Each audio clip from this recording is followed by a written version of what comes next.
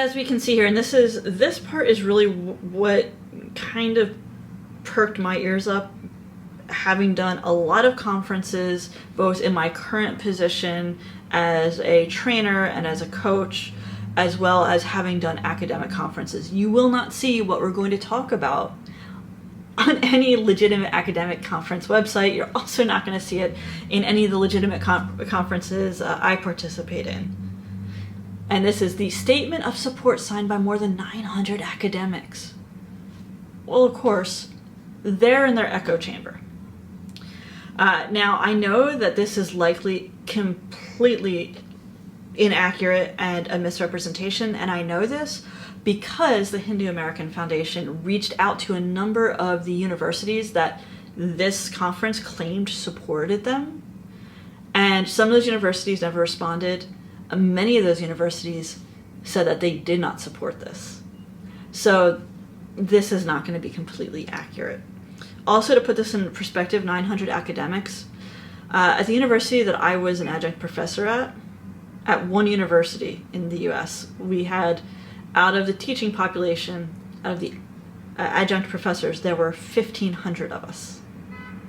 That's just like kind of the lowest rung of being a professor. That's not even like tenured or on a tenure track. So when I see 900 academics, for like the college student who sees this, they're going to find that impressive. For the layperson who sees this, who doesn't know much about how Western academics are trying to come after Hinduism, they'll go, oh, that's a lot of people, must be right. But if you put this in the perspective of the overall teaching population at US universities alone, and since this is global Hindutva, I'm guessing that they're going to have people from an international panel. You're talking a tiny fraction. 900 academics would be a fraction of the people at my university alone. So just to put that into perspective. Next, we have letters of support from scholars of genocide, mass violence, and human rights. So one of the big claims that people involved with this conference have been talking about for a long time is that Hindutva is enacting genocide against Islam and Christianity in India. There are 200 million plus Muslims in India. They make up just under 20% of the population.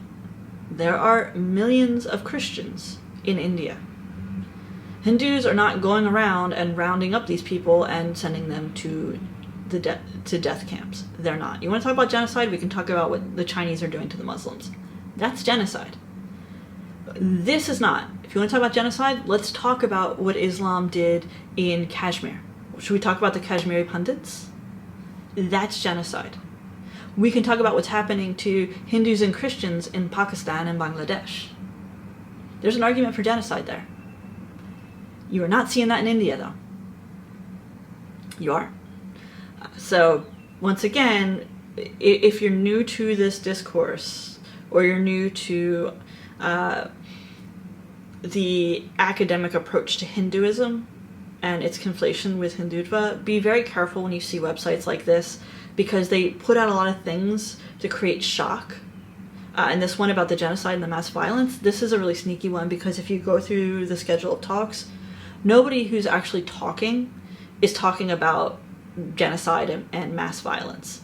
But they're using this to create a frame of fear around individuals and to put Hindus as being in the light of being the actors of violence, which is not true. So then we have a couple of we have endorsements by 60 community organizations. I don't really have the time, the heart, or the wherewithal to click through and check those guys out. We also have a letter of support from Hindus for human rights.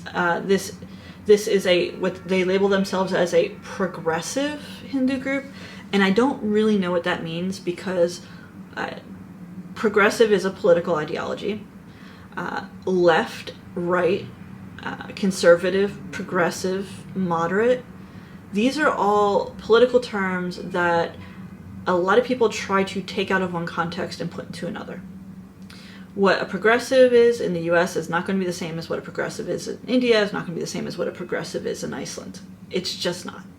Same with conservatism and all these other labels. But for whatever reason, and I cannot figure out why, there is a push in the United States in particular to take our political discourse, our political model of left versus right, and superimpose it onto an Indian context. And at the very basic level, this doesn't work because the Indian structure of government is not the same as the US. This also doesn't work because the cultural context in which these political ideologies developed and grew and were influenced are very, very different. But I'll stop there. Let's just say, to me, that this group kind of sus. And then finally, we have the support from the South Asia Scholar Activist Collective. Okay. This group is really it's the group behind this conference. They've been problematic. They've gone after Hindu college students. It's really a platform for bullying. I'm not going to say anything else about them.